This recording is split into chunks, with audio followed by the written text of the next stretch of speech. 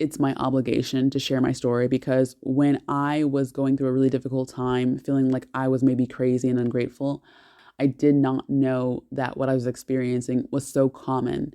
And if I had known that earlier, I wouldn't have been in it for so long and I could have saved myself a lot of heartache.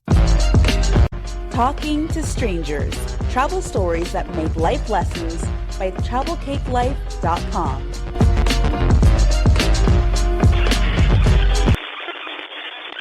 Hey, it's Dawn Swaz, and this is Talking to Strangers. You know what? This week I had the most interesting experience, and usually when I'm recording a Talking to Strangers, I'm talking about, when I met somebody in a coffee shop or in an Uber or in a flight or somewhere out there. And this week it was in my bed. Now, okay, it's not as raunchy as it sounds because I didn't meet a stranger in my bed. However, it was a phone call. And the strangest thing about this phone call was it started with an inquiry about cupcakes. Now, the thing is, it's not the first time that this has happened, but it's happening so often that I thought, you know what, I got to share this with you guys because it's kind of stranger than fiction, but it's true. More and more these days, I get calls about cake that turn into therapy sessions for clients. And one of the reasons is because a lot of women try to soothe themselves, or they try to mask the pain of life and what they're dealing with things, right? I mean, it's easy to, put makeup on and then you feel better. It's easy to buy a luxury handbag and you feel better. It's easy to buy everything for your child, give them the best birthday ever and feel better because of all the praise that you get from it. But sometimes I get calls and women are saying like, "Oh, I want this and it has to be perfect." And I hear these different words that are always like cluing me into what is behind their real requests, and I think, this is an opportunity here. I think back to a time where I was doing those kinds of things, and I at this point wish that maybe someone would have talked to me about not facing reality and needing to really take a second look and doing the work to move past these material things that don't bring happiness anyway. And actually, you know what? Someone actually did eventually. It was my uncle, my eldest uncle. He pulled me aside and said, you think that we don't see, but we see. And that was exactly what I needed. It was a life-changing talk that he had with me. And I'm grateful for it. So maybe that's why I kind of lend my voice to these issues. Anyway, this week's call was about cupcakes, and it was a last minute order, and the lady, she recognized my accent and she thought, "Oh, where are you from?" And from that question, we kind of got into a more personal conversation. Now, my intention was not to have an inspirational talk with her. It wasn't really even to have a long conversation because, like I said, I was sleeping. But she started asking questions, she started prodding, and I could hear in her voice that we needed to have a little talk. So she basically came to this point in the conversation where she said, "Yeah, living in Switzerland is a challenge, but I don't know. Back home, the opportunities are not really so easy to find. And I think like I need to stay here. Maybe I'll leave a little bit later. Maybe it'll get better." Now, let me throw in another side note here about Switzerland in general and Switzerland as a place and Switzerland's image in the world. Switzerland is constantly on the top of the list for the best quality of life and also the most expensive place to live in the world. And I've been wondering why that is for a very long time because as an expat living here, I don't really see that being the case. And I realize that that just has to do with the infrastructure here because it is amazing. The government takes great care of all of our public spaces. The systems are insanely efficient. Everything is perfection by the standard of how the mechanics work of the country. But there is a high depression rate here. And when you scratch gently at the surface of what is this country, people in general are not happy here. Are they content? Sure. Do they feel safe? Of course, absolutely. My 4-year-old, when they were 4 or 5, they could walk by themselves to school, no worries at all. Yeah, that's wonderful. Do you make good money here? It's good.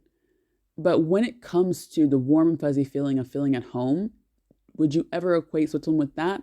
It is comfortable, it is safe, and by all the stats, it's a good place. But you don't have that warm, fuzzy feeling here. It is not inviting to outsiders at all. And that is a real problem. And I'm going to come to why that's an even bigger problem for expats from third world countries in a few minutes.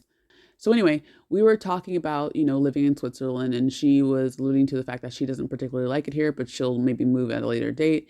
And I kind of asked her, like, why do you think that it's so difficult to have what you want? I mean, there are people that are currently right now doing exactly what you want to do.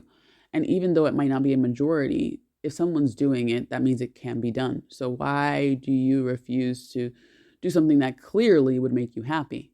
Because when she talked about her home and she talked about how it is, her family being very close and very united, and her talking with her family on a daily basis, it was clear that she wants that. She wants to go back. But why, I ask her, why won't you just do it? And she starts arguing against herself and against her wants and against her needs. And at that point, I decided, you know what? It's time for me to invest a little bit of energy in this conversation, because I find it's something that a lot of expats, if not most expats here, do. We say, it's safer here. It is cleaner here. Everything runs like a machine here, but we're not happy here. And I told her, I kind of had the same ideas as you when I was in my, let's say, 7th year here. I knew I wanted to go back at some point, but I thought maybe a little later, maybe another time. And what made being here and not wanting to be here so difficult was the fact that Switzerland has this image of being like the best place on earth.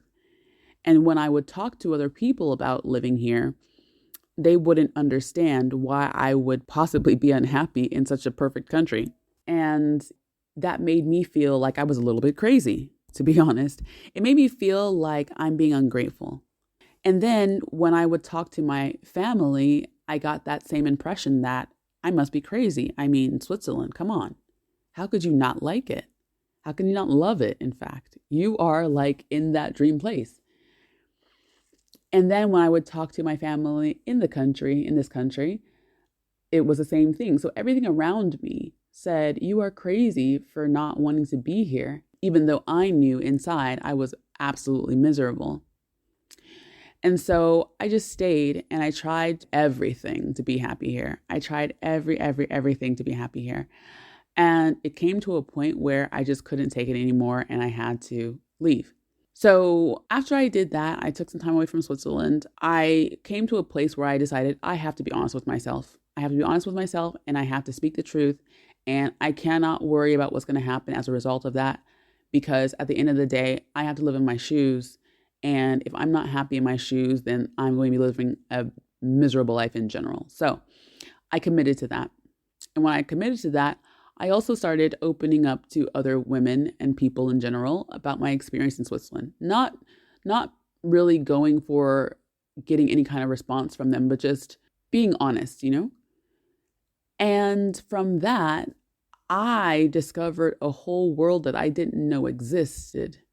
A whole world that if I had known this would have turned me away in a heartbeat and would have sent me running. Not cowering away, but running knowing that I'm completely validated in my feelings. So when I started opening up to people through social media, through private conversations, I found out that there are so many people here living this same reality. But the more dramatic side of things is that there are so many women here from third world countries who are stuck here because they believe the dogma that Switzerland is the best place on earth. And their families believe that because they are there, they have made it, and there is nothing else in this life that could be better. But even worse than that, because they have no support from their families, because they have so much self-doubt, and because everything that's coming their way is saying, you are crazy, you should be happy here, they often end up in situations that are domestically abusive, domestic violence, yes, physical violence. And when I started opening up about my situation, which was never physically violent, by the way, I was never hit, I was never, nothing like that. But anyway, when I started opening up about my situation, about how I was so unhappy and I really, really wanted to go back to California, I heard some horrifying stories about the things that happen here because of the country's image and because of the dogma that we hear about Switzerland. And I learned just how common it is for people, especially from third world countries, to experience domestic violence here and also not be able to get the help that they need because people just don't understand. And I started kind of looking into these stories, and I started looking at, well, how big is this problem? Like, who's facing these problems, and why are they not being helped, and all these kind of things. And I realized it is such a big problem because what happens? Why does this happen, and how does it happen, and what is the scenario? Well, say, for example, a woman from Thailand comes over to marry a Swiss man, and the family is so happy. She sends money back to the family, remissions, and she's feeding a whole entire family, not just the mom and dad, but she's feeding aunts and uncles and cousins, and the whole family is being financed by the Swiss man. And then she's unhappy because she's not making friends here. She has no support here. She has no community here.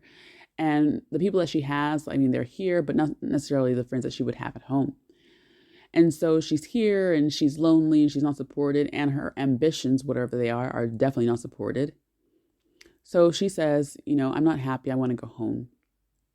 And then this is when the financial abuse games start.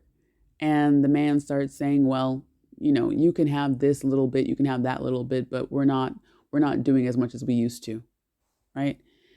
And then there comes a point where she's so unhappy that it ends up in arguments. Eventually, it becomes physical.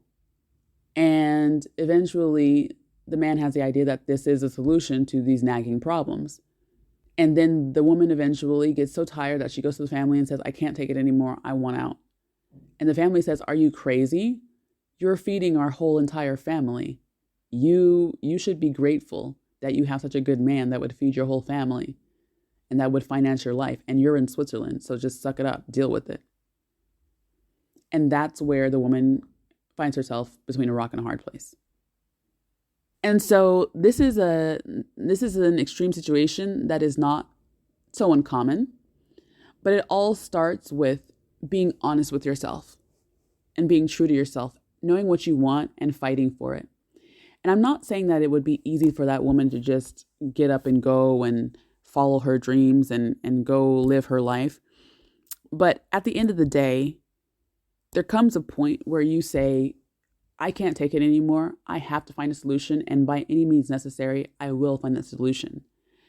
And maybe you go find a women's support group, or maybe you go find friends who are willing to let you sleep on their couch, or you're finding people who are willing to let you in their business and let you work, or you go to another country and you figure that out.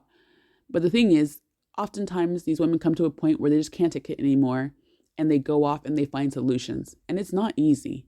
For me, who wasn't even in a physically abusive relationship, it has taken some time to rediscover myself, who I am, my strength, and live the life I want to live, right? And I can't even imagine what these women in physically abusive situations have to go through to get to a point where they are living a healthy life. But you eventually, when you get sick and tired enough, you will find a solution. And so when we go back to the origin of the conversation, being true to yourself, being honest with what you want and fighting for it and standing by it and not accepting anything else, it's like, why does it take so much to come to that point? It is not necessary that you should have to go through physical abuse to get there. It just shows how insecure we are in ourselves, that we should have to go through so much to find strength in what we already know from the beginning is what we deserve, but refuse to acknowledge it or accept it or defend it, right? And so going back to the conversation, I began to talk to this woman about the books I've been reading and the people I've been watching and the ideas that I've been taking in and really working with to understand that my wants and needs are valid, that I deserve everything that I want, and whatever doesn't match is just not for me. And once I started working on that, it became clearer and clearer why I was so ready to give up on what I wanted and give up on